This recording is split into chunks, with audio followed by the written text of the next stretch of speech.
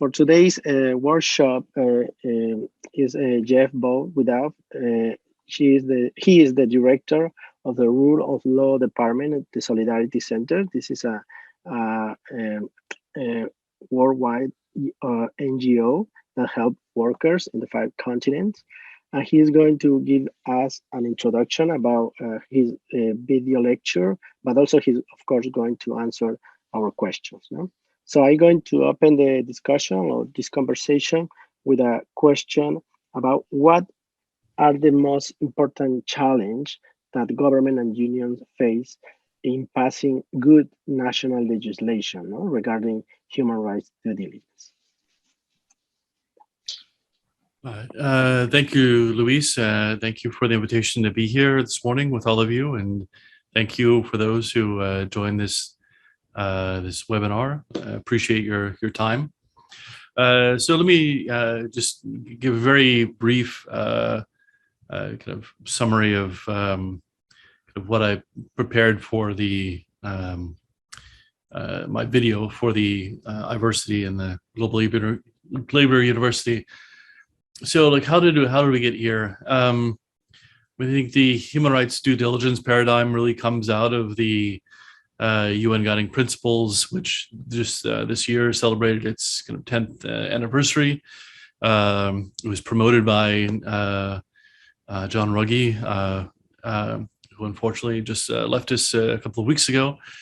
And it kind of set out a framework for how businesses can and should be responsible for human rights in their supply chains. And of course, our focus here is on the question of labor rights. And it sets out a kind of a multi-step process whereby companies need to assess human rights impacts, adopt a plan to address those, communicating what they're doing with stakeholders, obviously providing a remedy in case of violation. And we've seen kind of this framework really has become the kind of leading way in which we think about the responsibility of companies. I mean, there's still in many countries unions and NGOs that are pursuing kind of common law remedies on torts or civil law actions in a number of countries that are not based in human rights due diligence. But human rights due diligence is really where we are thinking about how we think about corporate responsibility these days and corporate accountability, more to the point.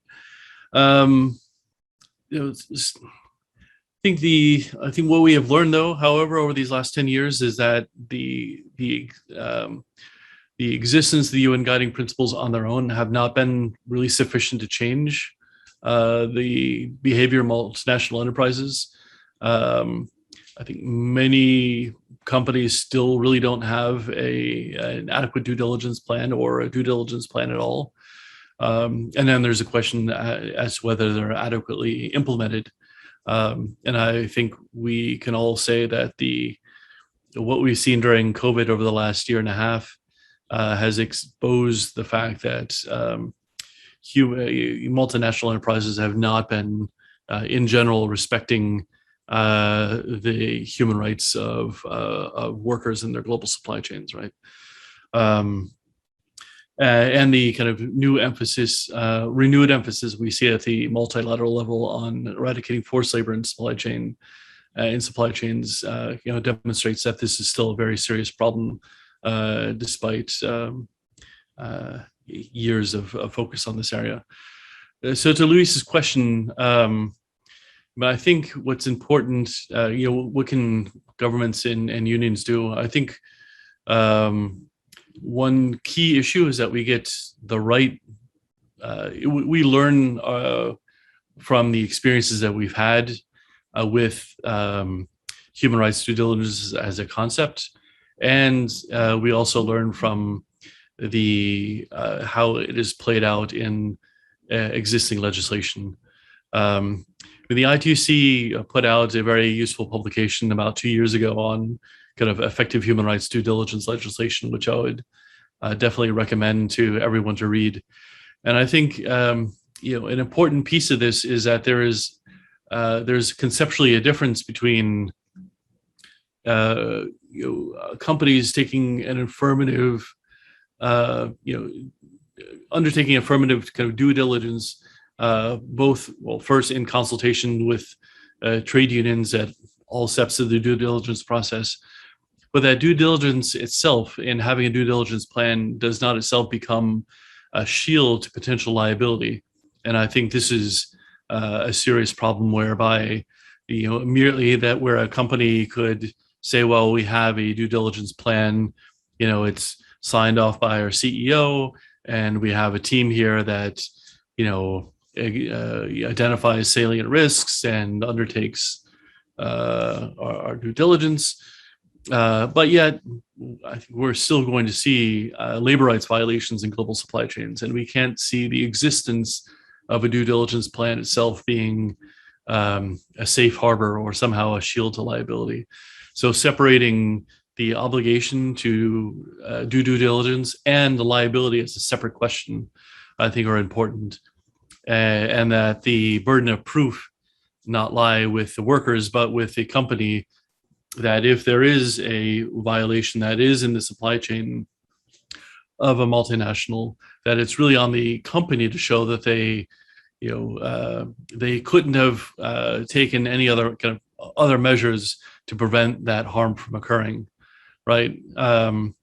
Otherwise, I think you're in the situation we have now with the French legislation, for example, that puts a burden on the workers and allows a French multinational to say, oh, well, sorry, but I do have a due diligence plan, and puts it on somehow on the workers who are affected to demonstrate that the plan was somehow insufficient or it was not properly implemented, which is I think a difficult to do, and a large burden to put on aggrieved workers. So, I mean, getting this kind of separation of obligations and the burden of proof, I think, are very important, and providing a civil remedy too, which in the case of the French legislation exists.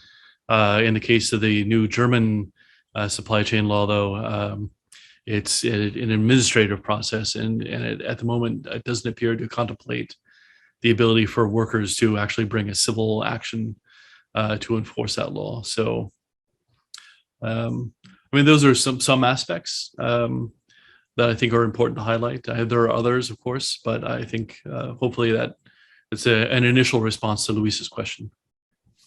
Thank you, Jeff, for your clarification. The document that Jeff just mentioned is in our further readings section in the diversity platform.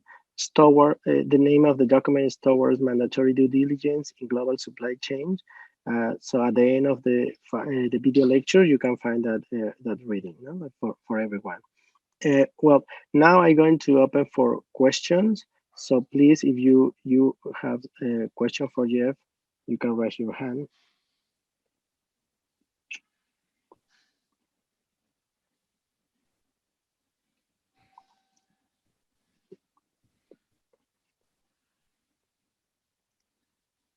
Not at the same time, please. Wow. Yeah. Please, Ian. Hey, good morning, everyone. Well, it's not really a question. The issue I have a lot of times is, for the most part, I know you're focusing a lot on multinational corporations, but there's an essential role for governments, particularly in developing countries. And all too often, we tend to find them aligned with the corporation. What can labor unions do and human rights organizations? Yeah, I know you identify a problem, I think, that exists almost everywhere on Earth, is we have corporate capture of our elected representatives, and some countries worse than others, but I think it's a common problem. Um, and there's, I don't think any easy solution to it. One, I think that we're all very much aware of is the organizing. And I know that's probably an unsatisfactory answer, but I think it's probably the most important one is corporations are well organized, right? They have plenty of resources. They organize themselves at national level, at regional level, at international level, right? And we as workers also, we do the same. We have national level trade unions and NGOs. We have regional trade union structures. We have the ITUC at the international level. So this is happening, of course, and we are seeing in some countries more progress than others on adopting legislation that is,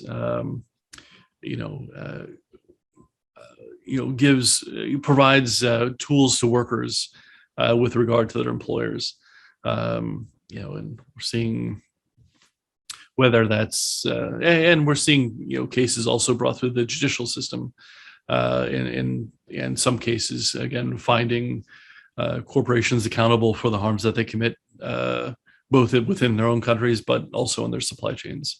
So I think there is a slow development that is happening. I think that's in large part to the advocacy that a lot of unions and NGOs have already done. But it is a slow process, and corporations are, of course, going to try to protect their interests, and it's going to require us to just be as well coordinated and as resolute as the companies are too.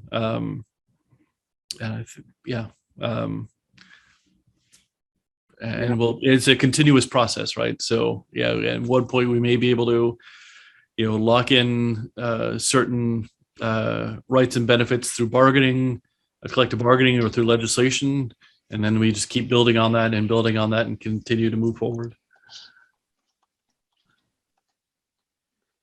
Thank you, Jeff. Yes, of course, it's very important that unions can coordinate internationally and also fight for better working conditions, through the collective bargaining process. I think Juan Sebastian has a question. Can you? Yes, I have a question. Good day, everybody. Can you hear me? Yes. Yeah, very great. Good. Thank you.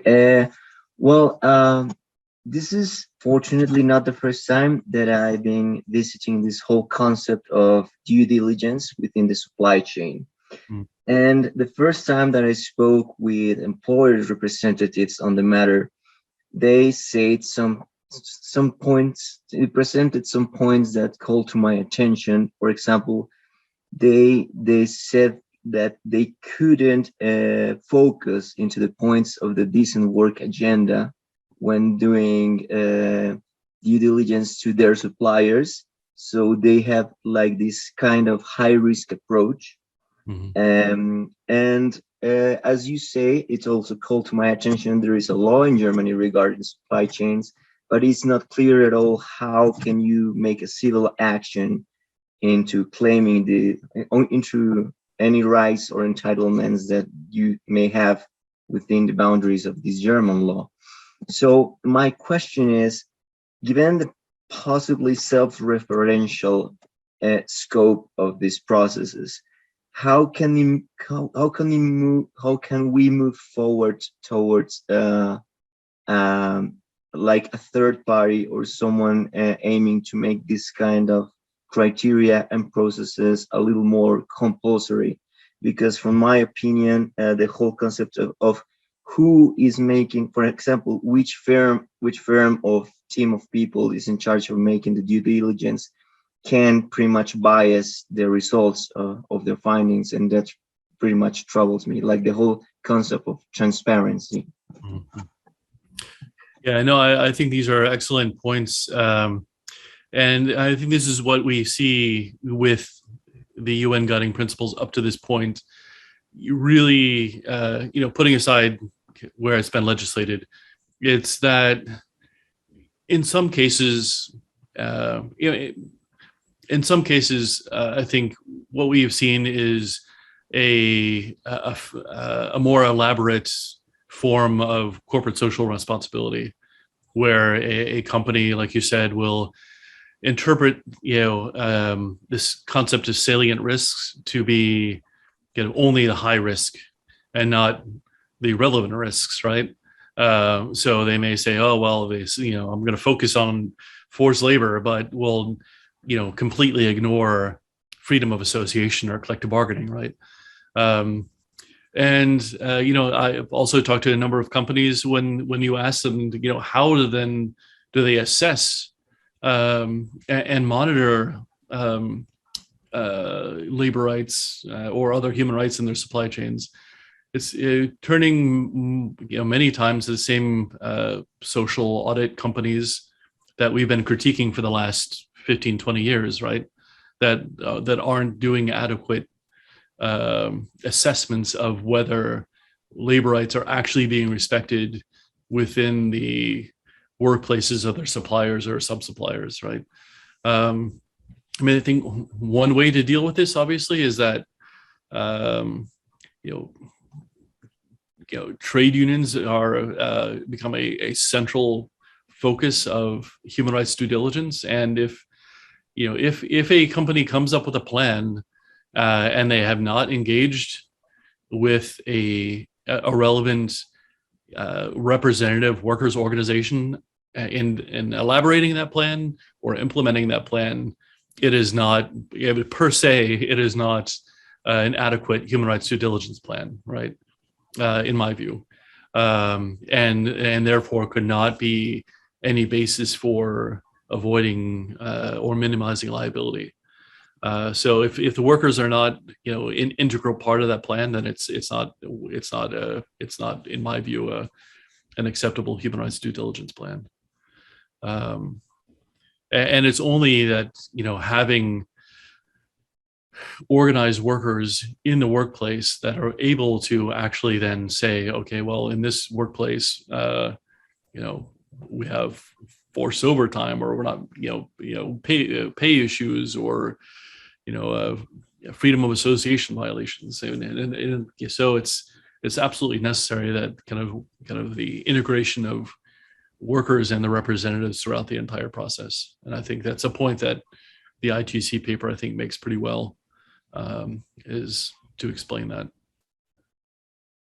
Because otherwise, I think companies are going to take it upon themselves to self-define the scope and define the process, right? Yes, but if I may,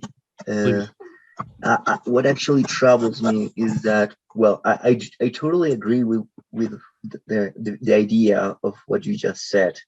It is at the very least important that workers are involved in the whole processes in order for it not to be biased and self-referential and not have practically conflicts of interests. But what troubles me of this is, well, this whole course we are taking in university is regulation in supply chains. And for me, that's very relevant, because it implies that we need someone with authority to intervene within a relationship of these parties that, as you pretty much said, and then again, I concur, multinational corporations have vast amounts of resources and levels of coordination on national and international levels. So I don't feel like that only involving workers will level up the field and make it like a fair, transparent, and symmetrical discussion, because there are huge asymmetries within the levels of coordination and resources that unions have compared with multinational enterprises. And this sounds awfully familiar to corporate responsibility, which is pretty much a self-referential mark that has not third-party invested with authority, that has the authority to settle disputes. I'm not sure if I'm clear of where I'm heading towards, but I think that it will be very important to get the political will to create bodies that actually do what regulation is it's aimed for, which is this is not a voluntary something that it's out to the voluntary or the goodwill of the parties, but it's something that it's compulsory. And if you fail to do a sound due diligence with your suppliers, you will be held accountable for something. Because in my humble opinion, that's the whole key about regulation. If you don't do what you are expected to do, you will have to deal with a consequence. And if we put it in terms of, well, let's involve the workers in order to make this work a little better, I don't feel that they have enough power to make the right calls. Yeah. I mean, to clarify, I agree with everything you're saying. I mean, I think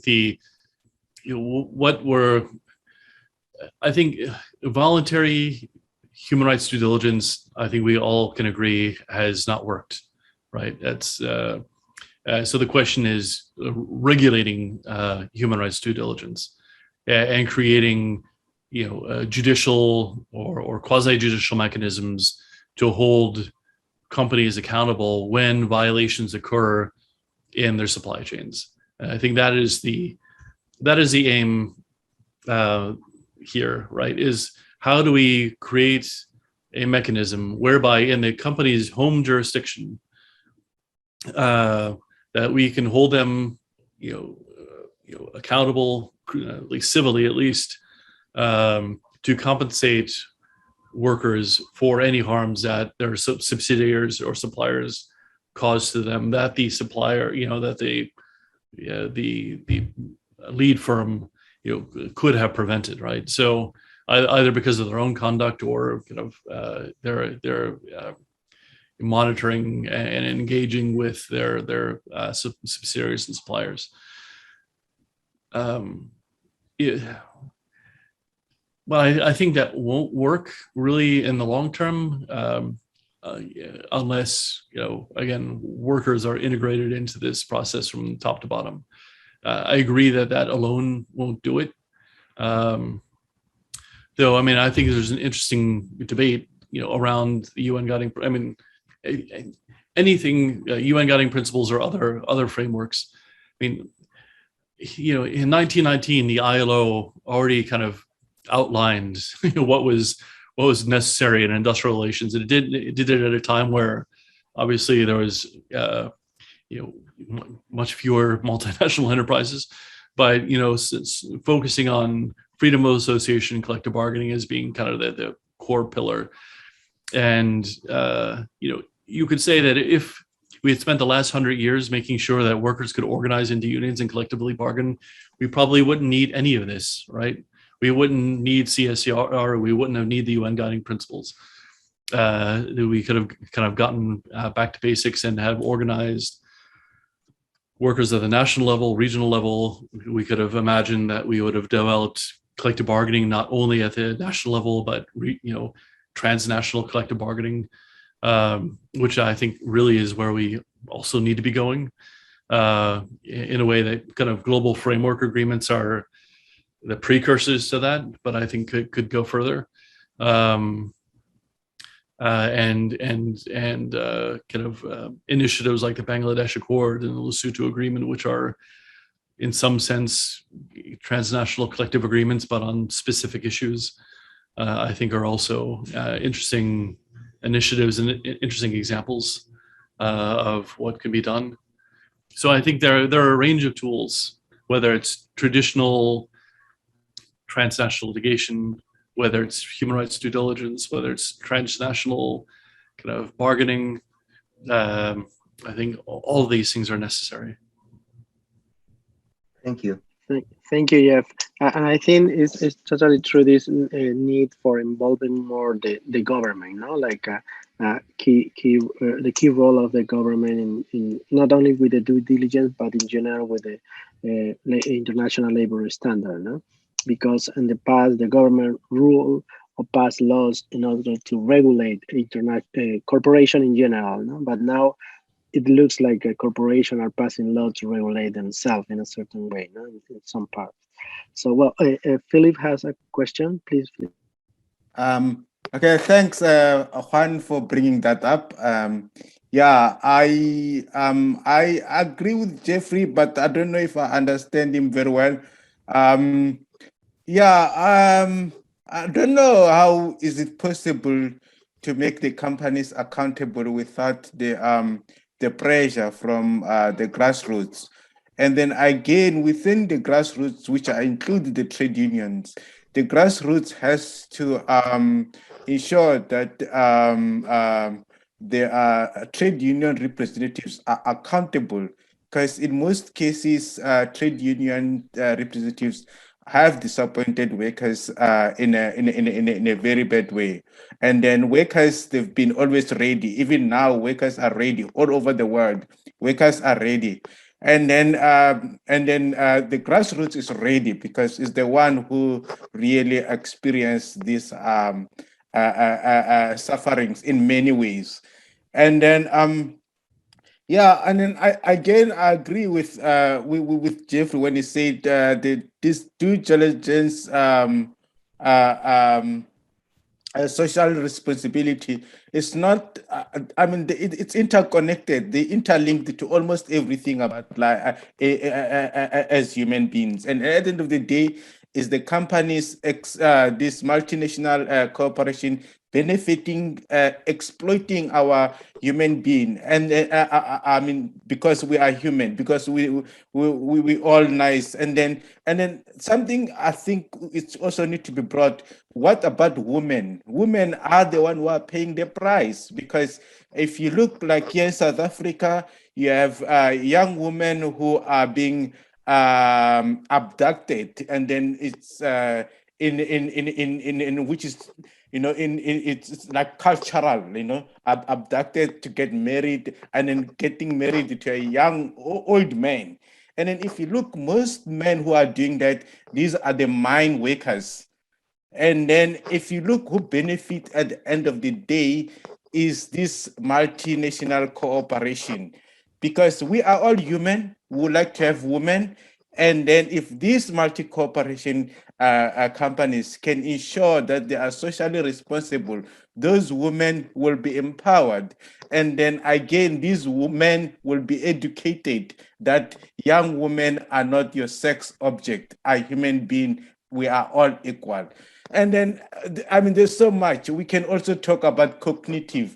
I mean, if you look these multinational corporations, they invest a lot in like your media houses. I mean, there's things that young children are exposed to on the televisions, and then also the public as general. We need to be educated. We need to also participate, to be involved on what is shown to us, what do we what to watch, and then also have impartial understanding of the negative impact and the good impact. And then this is not done. It's always the big multi-corporation. They decide on our lives in many aspects. Thank you. Yeah, you raise a lot of really good issues, and I agree with you. Like, corporate accountability begins at the grassroots, right? Like, it's organizing, you know, democratic, independent trade unions at the grassroots, right? That and bargaining, which is where we see real accountability, right?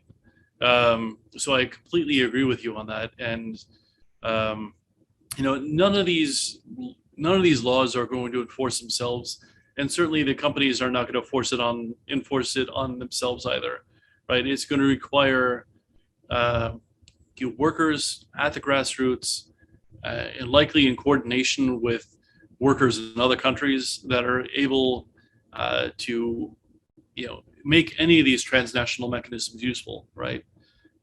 Alone, they're not going to, I think, really fundamentally shift anything unless workers, you know, take advantage of the space that they have, or the space that they create through their collective action, and you know, start with the accountability at the workplace level and move up.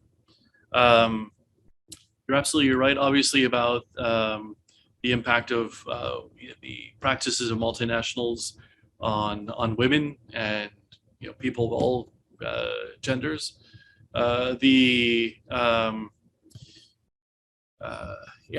we again, this has been long been the case, but this is certainly we've seen the impact on global supply chains on women during the COVID pandemic. Women have, whether in the formal or informal economy, have really taken the brunt of the impact of this pandemic, whether it's through the unemployment that's been caused by the pandemic, the risks to their health and exposure to the pandemic, whether it's the additional burdens of family responsibilities that they have to face,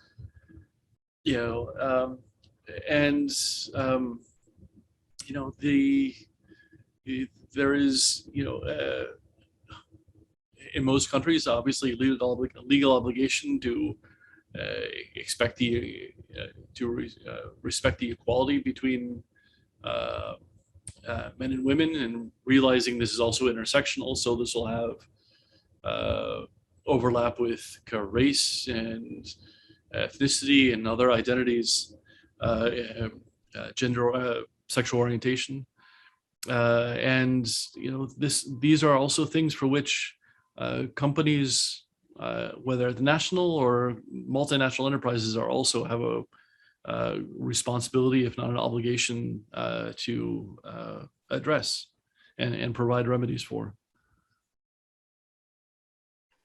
Thank you, Jeff.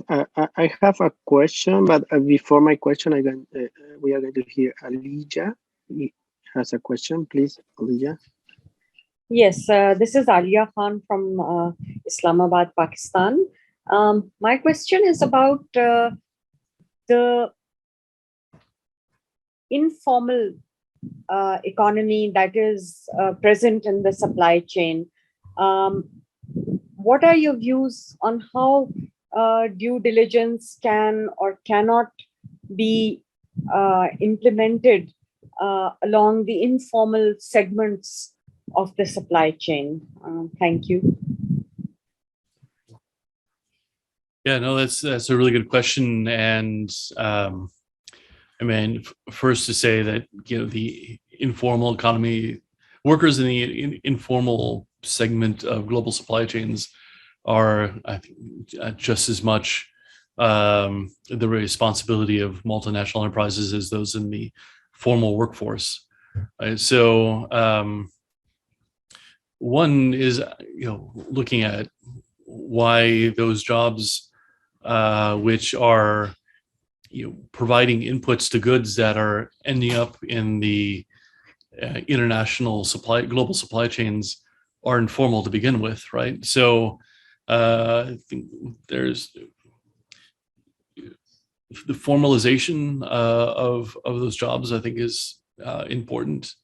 I mean, there's obviously recommendation 204 of the ILO on the the moving from the informal to the formal economy. It's recognizing that these workers equally should be covered by labor and employment laws, social protection, and so forth. And there's no reason why there should be any distinction as to the rights and benefits that they enjoy. And yes, I think it's for multinational enterprises. I think I'm sure they must know that in some parts of their supply chain probably are being done by home-based workers or others, and that those inputs are then going into maybe subcontractors to subcontractors and then up. I think they're probably. I don't know that I have a specific set of recommendations other than you know, to state the obvious that they are within the scope of I think due diligence. And I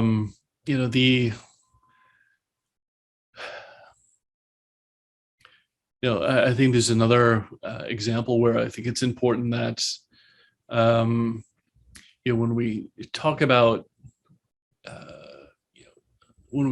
this, that it's again that this is not the due diligence doesn't rest on the basis of some social auditor that comes in and quickly inspects a factory, but that we have kind of an integrated concept of the workplace, and that workers kind of in all parts of the process are both part of the discussion about kind of what the risks are, what are the actual conditions on the ground, and have access to a mechanism to alert both the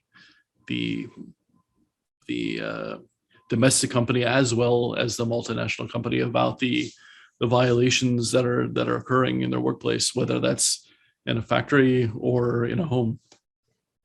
I don't know if that's a satisfactory answer, but that's kind of what I can think of at the moment. Thank you. I'd just like to ask if there are any awareness programs for multinationals regarding this issue of the nexus of the informal segments in the supply chain and due diligence. I have to imagine that there are, and I can after this meeting I can look for them, perhaps send them to Luis, who can then forward them on to you. Thank you very much. That would be great, Jeff. I have a second question about the some of the topic that we were talking is that most of the cases is very complicated for unionists, for labor activists to prove, for example, the relationship between the multinational corporation and the suppliers or the subsidiaries. So they have, for example, workers have to take picture of the brands of the clothing, or they have to try to find a way to prove this relationship. So what do you think could be, what are the legal solutions to try to reduce this difficulty? You already mentioned about burden of proof, how we can switch that. Maybe we can take example from national legislation, when there is a fire of a pregnant woman, that the burden of proof can be reversed. So how we can deal with that? Well, one thing, which is what I think labor advocates have been asking for a very long time, is that companies disclose their supply chains, right? So publicly, and some companies have done this, but I think many don't. Many cite to proprietary kind of trade secrets and these sorts of things. Somehow the choice of manufacturer is secret information, while others I think have like I said, have at least disclosed what their tier 1 suppliers are, but perhaps not all the way down obviously to the raw materials. So I think obviously much greater transparency by companies about who their suppliers and sub-suppliers are would be certainly helpful, so that if you are working at a factory in a particular country that is sourcing to a foreign buyer, that you can look that information up, right? There is a website, an organization called the Open Apparel Registry for the garment industry. I mean, there are obviously supply chains for many other industries, but that is one where they have begun to identify corporate supply chains. So you can click on a factory on the map, and it'll tell you where they know that they've sourced to in the past. I don't know that there are similar mechanisms for electronics or agriculture or other commodities or goods or services for that matter. No, thank you, Jeff. Juan Sebastian has another question. Yes, thank you. I think that this will be my last question. So, I think I pretty much understand what we have all been talking about. Like Luis brought a very interesting point about the challenges of raising evidence when we identify there is a trouble within a supply chain. And Philippe also brought the issue of transparency. I do believe that when speaking about regulating supply chains, due diligence might be a powerful tool in order to uh, move forward with a sustainable development and decent work agenda within the boundaries of trade around the world. I just think that we need to work a bit harder in fronts like, the independence of the bodies that conduct the due diligences, the transparency when we spoke about involvement of workers, and the resources that, of course, the asymmetries of coordination and resources regarding union workers when compared to multinational corporations. Well, there is an imbalance that we have to recognize, and governments and authorities need to get a little more of political will to level up the field. But I do believe that, as you said, a due diligence with a framework of human rights and decent work might be a very good resource in order to at least put a little reins in this whole thing of globalization in terms of markets. I want to ask, if would you recommend any particular publication if one would want to study this and research into it deeply, for the possibility of eventually, conducting a research and trying to make proposals on this front? That will be, thank you. Sure. As far as publications, I would again refer to the one that I mentioned at the beginning from the ITUC on kind of effective due diligence. But the thing with due diligence is that over the last 10 years, I think there must be, thousands and thousands of papers written on this, on various aspects, whether from the environmental or generally human rights or on labor. But yeah, and the ILO has written on this issue, a number of academics, a number of NGOs. But yeah, I would start with the ITUC's paper. On the website, there's also, I think, a link to a preparatory paper that was written by Olivier de Schutter, who's a UN Special Rapporteur.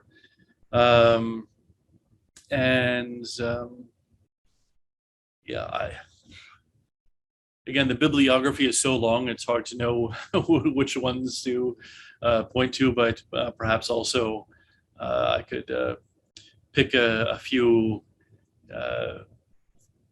good ones to send also to Luis, who could also circulate it to the people on this call. There's just too much written. It's hard to pick just a few.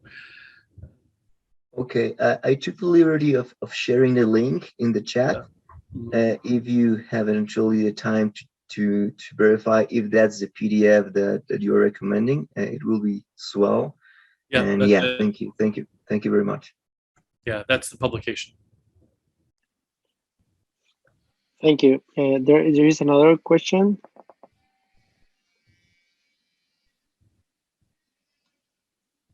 Please, Ian.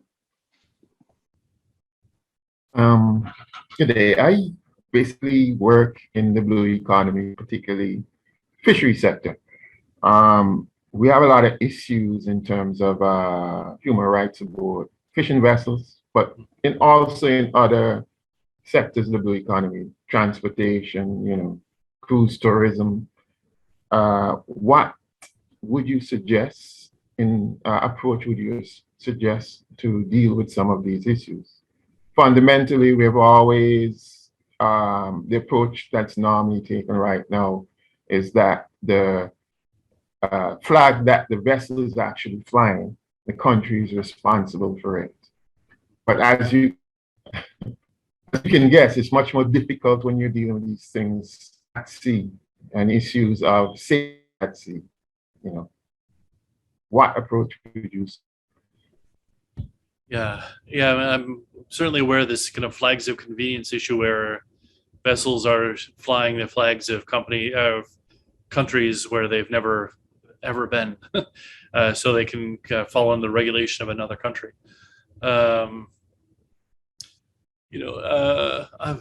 My colleague Ruan Subasinghe, who's the legal director at the ITF, is probably the best place to answer this because he thinks about these issues all the time. But yeah, I mean, I think we are seeing kind of a strong international interest right now on IUU fishing, and there was actually just recently an action taken in the United States to prohibit the import of fish from, I think, Taiwanese vessels that had engaged in forced labor in their fleets.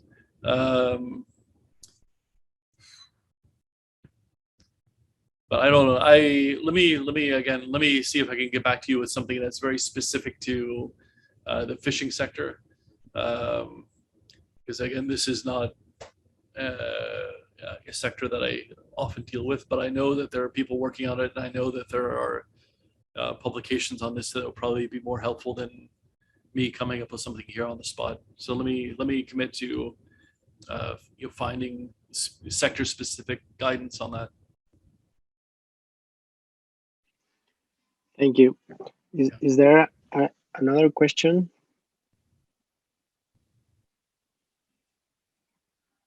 I have a third question. That we were having some workshops in small groups, and one of the is more than a question, maybe it's a comment to talk about, is that from the global south, we sometimes saw the mandatory due diligence like something that came from the top to the bottom, from the multinationals, that the countries where the multinational have their headquarters, and we are trying to build something from the bottom to the top, because in the narrative in the global south countries is that the suppliers don't want to show, they justify the lack of transparency, saying, no, if we show our know-how, other companies are going to compete with us. No, they are going to that, or they say, well, we are in this kind of world when we have to compete aggressively with other countries, in the south. So, according to your experience, because I know that you work a lot in different countries around the world. So, what do you think could be some ideas, to try to build these concepts from the bottom to the top? Yeah, I mean, that's a good observation, and I think that's what I was hoping I was trying to say when, I think it is,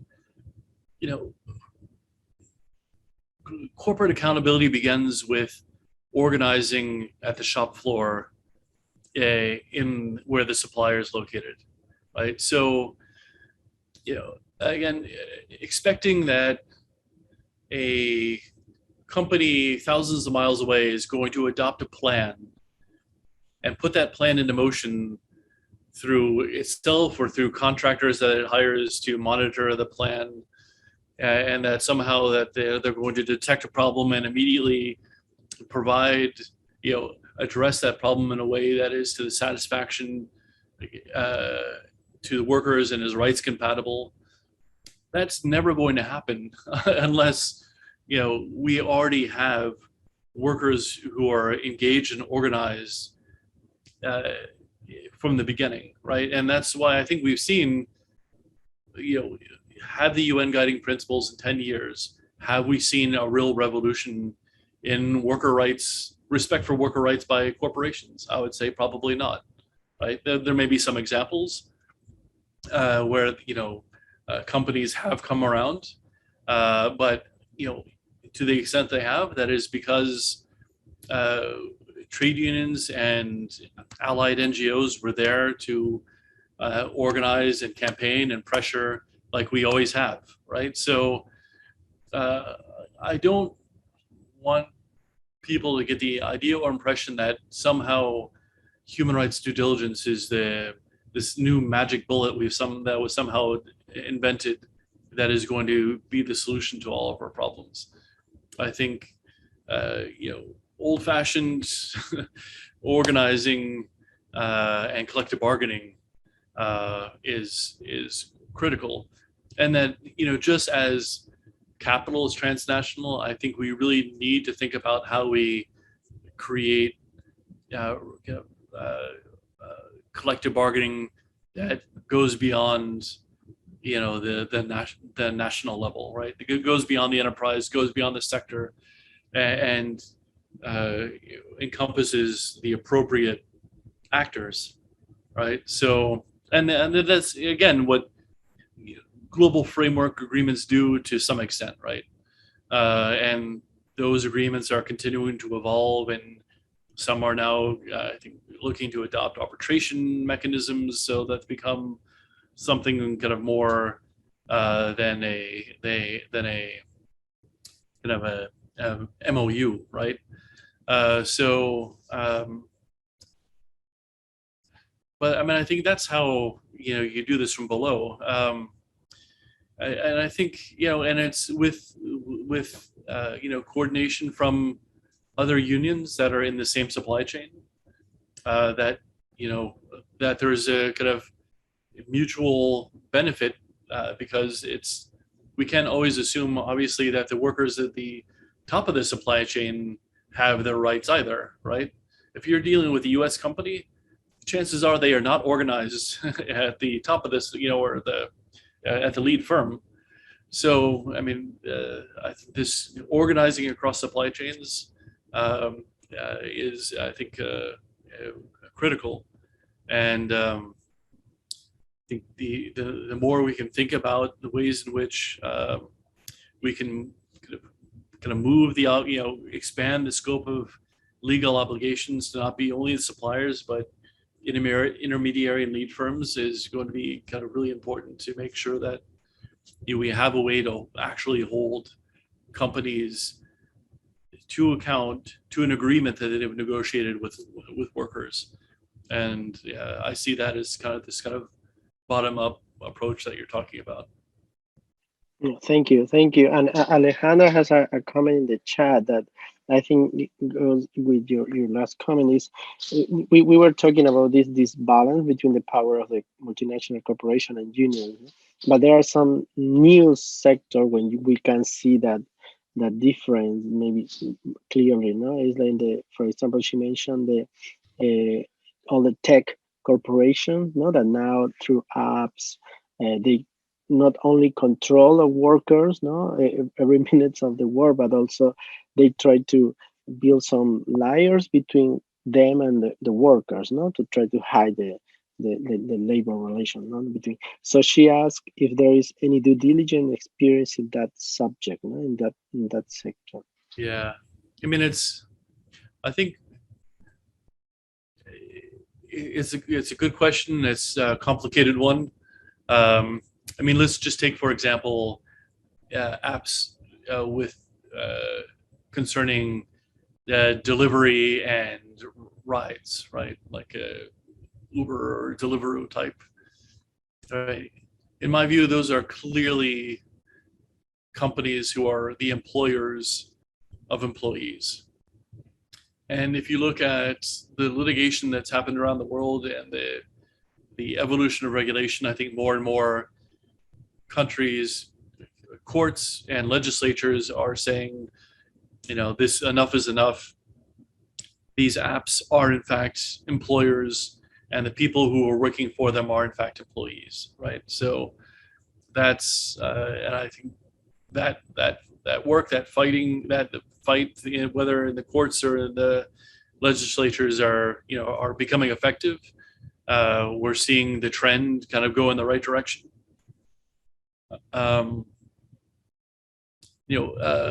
And we have seen, I think in the last few months, there was an OECD guidelines case filed in the Netherlands against Uber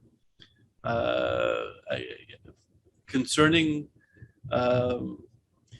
their responsibilities under the OECD guidelines for workers in a number of countries, especially having to do with health and safety and COVID, but not only that issue. And the national contact point in the Netherlands has accepted the case. I'm not quite sure where it is in the process now, but that's.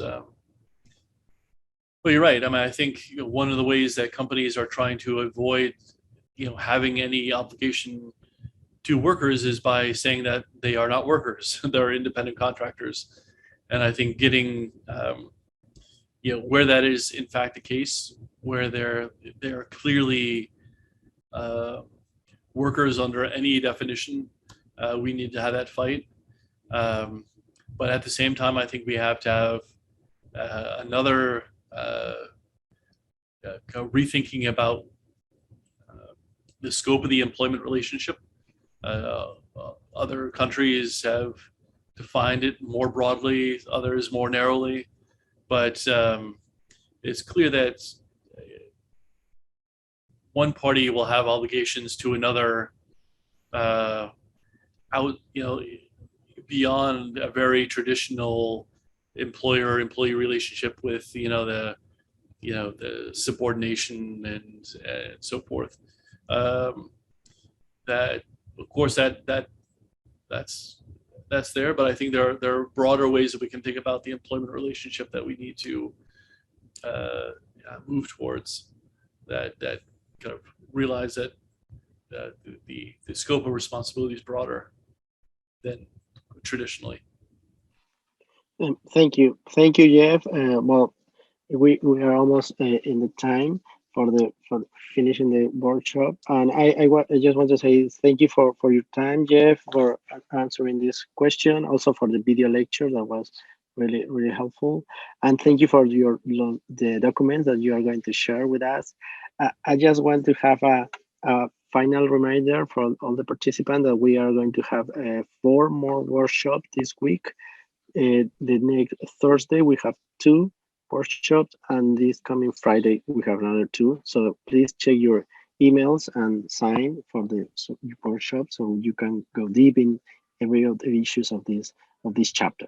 Thank you so much to everyone, and see you soon. Bye bye.